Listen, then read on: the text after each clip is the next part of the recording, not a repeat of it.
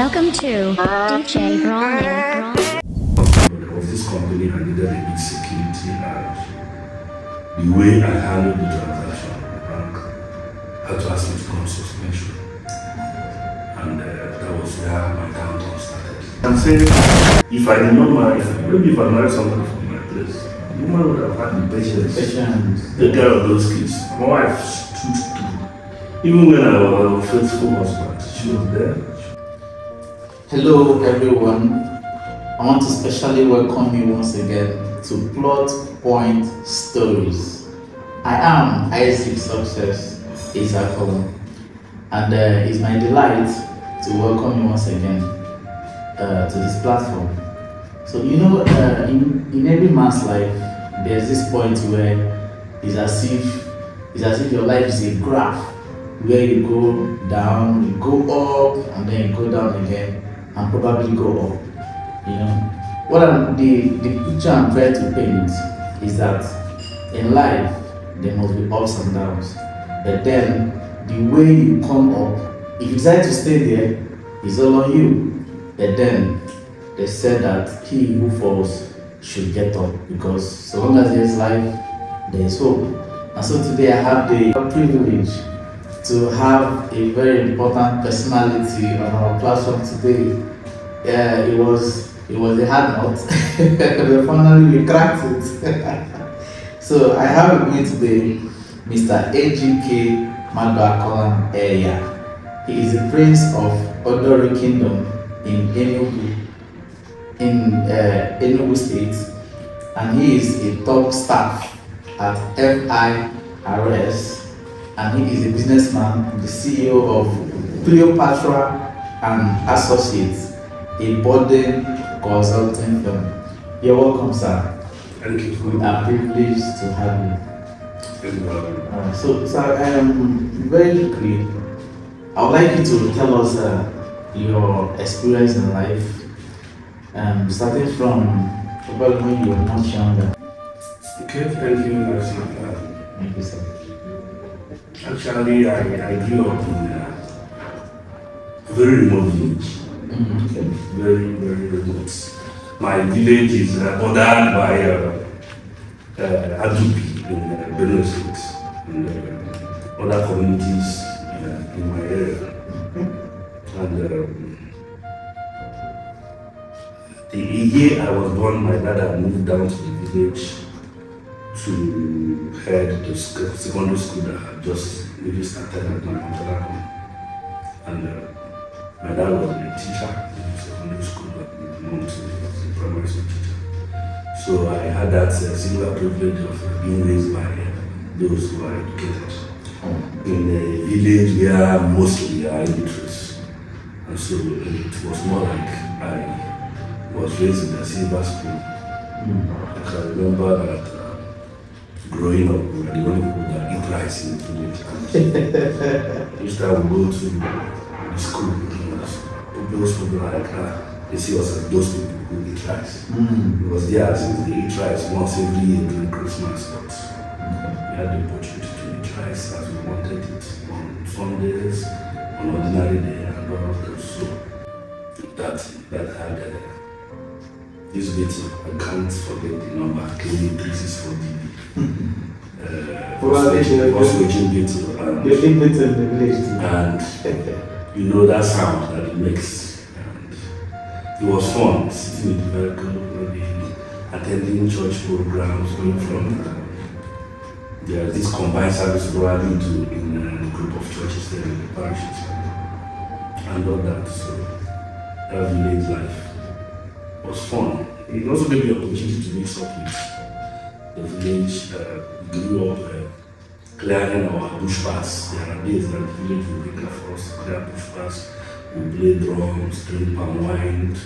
That village feeling. That village feeling. Yeah. That village feeling. And so I went to my primary school in the village, my secondary school in the village. But going for all these in the village didn't have any adverse effect, because I always had to come back to parents who went to school, and so I was prepared. So growing up is an experience I can't forget.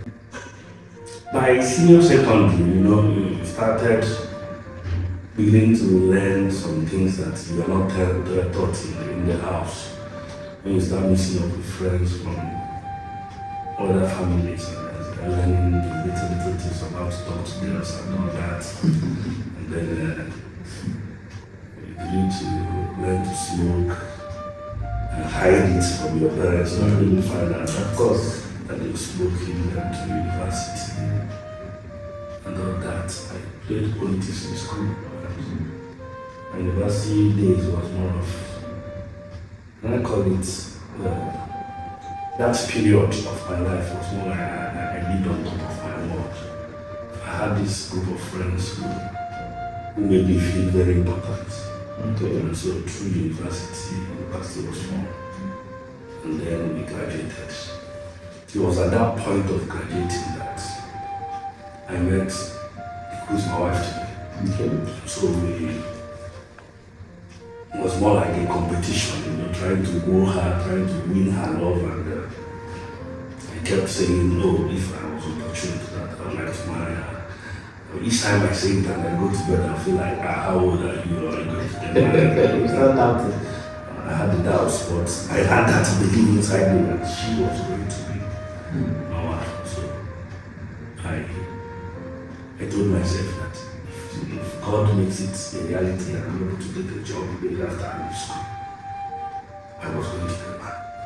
And so it happened that I served with the bank, I served with the First Inland Bank, which today is FCB, Australia, region. And served in Abuja, and then the bank intended to give me a appointment letter and asked me to start on April 14, 2008. I left school in 2006, went to service 2007, passed out February 14, 2008, and then was given offer letter in March to resume 14 April. So life was 2008. Life was flowing as planned. Okay. And I felt like, I never knew that there was anything like challenge. So I immediately had to get married. I'm not married on my traditional marriage on 26th of July, 2008. So you could tell that it was much more like things were working very, very, very well for me. And when I sent the IVs to friends that I was getting married, so I was just getting 26. Why were they surprised? They were surprised because they felt I was too young. At 26? Yes, as in talking about marriage now. Okay. I just got a bank job and then the next thing I was talking about was marriage. Okay, so talking about challenges, do you have challenges later on? Of course. Okay. Of course, having gotten that job young, like I said, I wasn't prepared. I didn't have any background tutelage about how to save. Okay. Because being born by a teacher, my parents did most of the things for me. I didn't learn any abuse, I didn't learn any skills. All I know was read and pass and get a job. And so when job came and money started coming, I didn't know how to save. I'm this kind of person that solves people's problems. So I solved my problem, my friends' problems, and my siblings' problems. And if I had anybody around who had problems, it was my problem. It was I saw it like that every evening. I should buy beer for my friends, and so it was eating as it was coming, and just along the line, living life at its fullest. I had a challenge. Those days banks were having right sizings and down sizings and all that, and then one problem came up about, I don't know what that company, but there was this company I needed a big security, and the way I handled the transaction, the bank had to ask me to come on suspension, and that was where my downtown started. I didn't realize something serious was happening. I still felt it was like a joke. But then when days passed, 1 week, 2 weeks, and I was at home, 300 and something thousand in my account the day that thing happened, and I was eating it down. You know, I was eating it down, It dawned on me. Sometime, that thing happened around November 18, 2011. Around 5th of December was when reality dawned on me. And that was Christmas period. Yeah, I came back. I came back one evening and just told my wife that I wanted to go to Lagos. So I was going to Lagos. I said, I had to just apply for one thing to make me go to Lagos so that she could allow me. I said that was ICO insurance recruitment. I knew I wasn't going to Lagos for ICO insurance. I had the bank was going to call me back. But was she aware you were downsized? Yes, I was at home. I wasn't going to work. I was going like so I left for Lagos. And that morning, I left something out. Eating as you get, is not wanting. When you no longer have money, to eat you borrow. Yeah. And so I had 1 or 2, 3 guys I was with. I also had a contribution. I had taken my turn and my business to complete. And so I couldn't contribute because I didn't have a work. And that particular day that I left for Lagos was as if something made me leave. Because I was in the bus and one of my friends killed the police. They arrested me. They came to the house, told them I was not allowed. They didn't believe. Because it was with me a night ago. And do you know his plans? I didn't know his plans. And so they called me and I was sorry, I was on my way to Lagos. You know that. So I went to Lagos. That was when it dawned on me. The shit I had entered into. Because I had to look for work, something I never did before. Yes. I passed from Fudo with very high grades. I had a second class of my mathematics. So I felt I could walk into the interview and pass. But I will apply and go for interviews and they will never call me back. I'll write the exams and pass and they will never call me back. Days passed, days became months, months became years. How many years And that stayed 8 years. You believe it, 8 years without a job. It was hell. And you know one thing about being married, this flesh doesn't know what to suffer. So children are coming. So the number of my responsibility was growing. Yet I had no income. I worked briefly for a company in Lagos. Yeah, very wonderful experience working there actually. Players. A friend had taken players group. A friend had taken me to the man while I was in Lagos and introduced me to from my background. And then after just some minutes chat with the man said, I was the right person to do. So he made me head of his marketing. He's into sanitary ware, sells plumbing materials,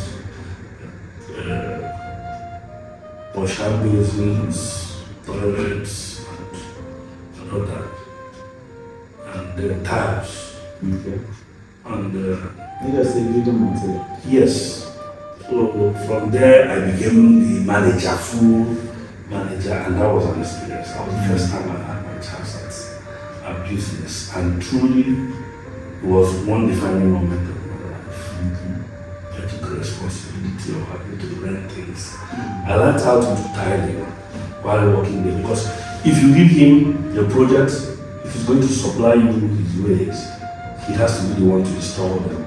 Okay. Because if you bring somebody else to install his jacuzzis and they have problems, Is that you? it's on you. And so the tiling there will be done by the staff, and then the plumbing jobs. So I had an opportunity to learn plumbing job. And because I used to go with them to sites and supervise what I do, come back and make reports about that. And that gave me first-hand chance also to manage human beings. Because the accounting department was under me, marketing was under me, drivers and all that. I also managed the warehouse. I learned warehouse management too. Having to know a lot of how you either use FIFO for warehouse or you use LIFO or you use weighted average costs to determine what comes out from the warehouse and all that. And it was a real good experience. But at some point, I started having issues with the man, issue based on trust. I started feeling like I knew too much. And one day he came and said he wanted to have issues with me. He wanted it. And you knew too much was the problem. He wanted me to leave. Today we are friends. When I joined the FRS, he decided as my grant. So it wasn't as if there was anything bad that happened. It was just like he was no longer comfortable having me. These Nigeria, they will own a company, but they are still one-man business. You have seen that fear of allowing others to come in. But if actually I was given the chance, I wanted to be part of that business. Even today, if I'm opportunity to actually have capital to do business, I like to do that business. Because it gave me opportunities. I was already connected to his people in China. He was the sole importer and distributor of Apollo products in China. And I was helping in connecting with them. So I have a little experience around that. So after I left here, it seemed like everything now turned the way I was living one life I couldn't explain. Until one day my friends were going out to the evening and I saw a church, house of rest. I can't forget that pastor. So walking Pastor Martins. Was it the name of the church that attracted? I told my friends, yes, house of rest. And I told my friends I was going to this church. The next day. They told me about my friend, one of my village people who was in Lagos. They told me that's the church he attends. They wanted to use it to dissuade me from. I said yes. If actually this is where he goes to, and he's hearing something that I need to go. And then I met Pastor Martins. Pastor Martins was like reroute me back to all my life I've been a Christian. I've never had issue of having doubts about God or looking elsewhere for power. I've never had that kind of thing. But I knew throughout I wasn't born again. And even in those moments that I pray, I just finished praying and the next thing it is seen. That kind of thing. But Pastor Martin, rerouted me, preached me back to faith. And I saw myself believing that God was not done with me. And so in the midst of that difficult part of my life, I came to the belief once again that there was hope. And it led me to that verse about the cut stem, that there is hope for a stem, though it is cut down. Okay. At the drop of water it will go. I can't remember exactly the verse, the chapter number, it is in Job. It is in Job. And after meditating with that word, I said, I haven't believed again. And on Good Friday, I think the 30, I woke up one morning and told myself I was going back to the East. Whatever I was running away from,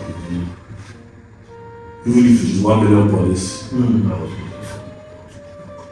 How was the man who cooked in there? No, I didn't go. All I was doing was scar anything I get, I throw at them. But then I had lovely friends that stood by me.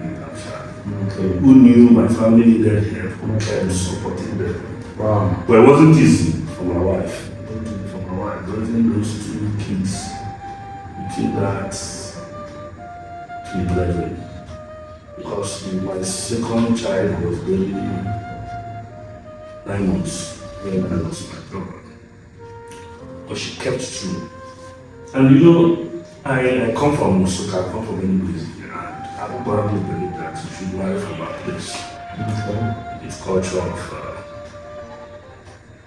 who you know. We have this fear about marrying people from Imo.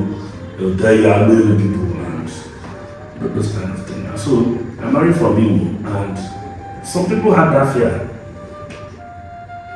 But I can say, if I did not marry, maybe if I married somebody from my place, you know, would have had the patience to take care of those kids. My wife stood through. Even when I was an unfaithful husband, she was there. She helped the kids. The proprietor of my children's school also was helpful.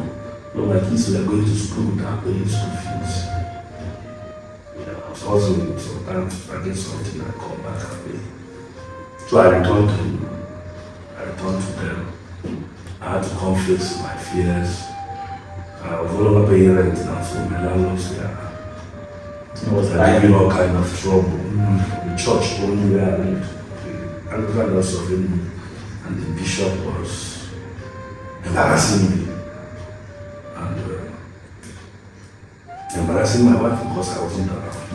When I came back, I took it by the stuff. I went to the bishop and started negotiating that. Actually, it wasn't as if I was being stiff-necked. I was only trying to make sure there was a roof over a shelter for my people. I was going to try and see how I can move out. Friends were there, family also, and 2015 I was able to move out. To where? To another place, and I had to get money, pay my rent, and moved to another place. And moved to much more smaller place than where we used to live. Because I was living in a duplex and I had a big unit I rented out. And I had to be there to go to a two-bedroom that had like only 2 windows. You can imagine that kind of house. Yeah. Something they just did near a stream. Just something we could manage. And we went there, life was so difficult there. Even one day the stream overflowed and the house was flooded. I lost the little properties I had to that flood, thank God. And then the top child had called me 2014. Thank God that the damage wasn't much because that my last child used to like to sleep on the floor. And he was sleeping on the floor while it was flooded. Somehow the water couldn't get to him. Wow. Even when every other room was flooded because of the topography of the place, where he was lying. The water has already soaked their bed over because where he was like an elevation, so water could not get to him. Wow. And we are there. Some days we will wake up and we will not have hope of what to eat. Like it is morning, there's no hope for breakfast, and I don't have 5 naira. I will back in the morning and leave the house. And then I was going to go and get breakfast. And always, each time I left, I would always come back with breakfast. And I can't tell how. But God was always going to provide breakfast. You know, so before morning, and I will sleep or I will snore. That's one thing that surprises my wife. And this guy has a problem that he sleeps and snores and wakes up in the morning and say he's going out to buy breakfast. I go out, I'll buy breakfast. Sometimes I go buy for the afternoon. And that is my friend, and then this soccer bets that game. So my friend is that for Maryland. And I was always in his house helping him He'll be using his own laptop. I'll give me a second one to help him process payments for people who are players. That was making a little some change. So maybe I see games that all these gamblers are playing, we choose from it and put money. I'm not going to pay cash now, I just put it in the system. Some days I get 3,000. Most small games, I just take a charge. And before the day runs out, I'll have do something. And we're also doing agency. That was actually when I registered to Passion Association. So I decided to register with Passion. I asked myself one day, if I'm going to end like this, waking up in the morning, going to a game house to play.